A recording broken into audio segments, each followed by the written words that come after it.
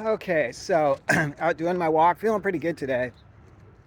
Uh, and, I kind of want to chat a little bit about, things to deal with if you get diagnosed with something like what I'm dealing with, cancer. But this applies to a lot of different things.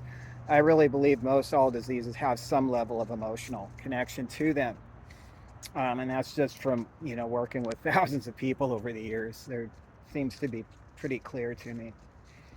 And, you know, as we dig into that, we have to, first address our addiction issues. And I know most of you are saying, well, hey, I don't have addiction issues. I don't drink. I don't do drugs. I don't smoke marijuana. I don't do any of these things. So addiction doesn't apply to me. Hold that thought.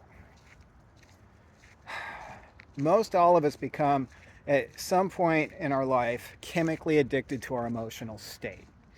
That's not just a theory, it's a fact. And I'll explain a little of the science behind why that works. You've seen in other videos I've done. If not, go back and look at them when I'm using the microscope, and I talk about how your cells are covered with little receptor sites, right? So keep that in mind, and we'll come back around to it. There's a part of your brain called the hippocampus. It's a little protein producing machine. It's just sitting there pumping these out all the time. And every single emotion that you have has a very specific chemical signature. Love has a very specific chemical signature. Anger, hatred, joy, happiness, sorrow, just, generally sad.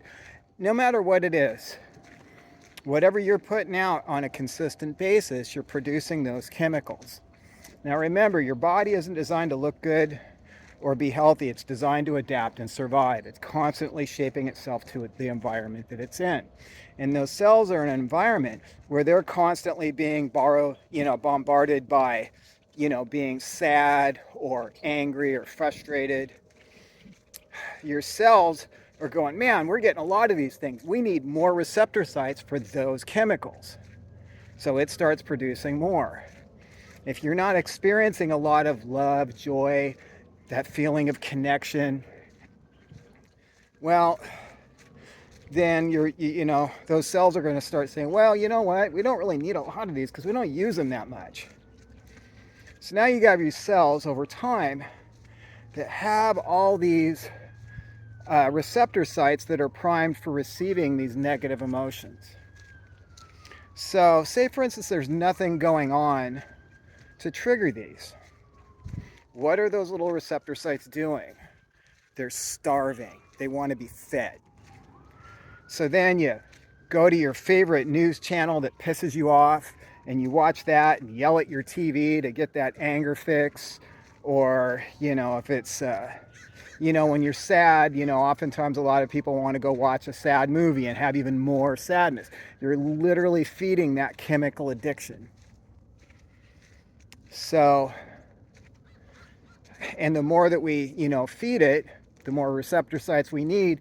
And it literally gets to a point to where it's difficult for us to experience, those positive emotions. So this is getting a little bit long, so I'll pick this up in the next video.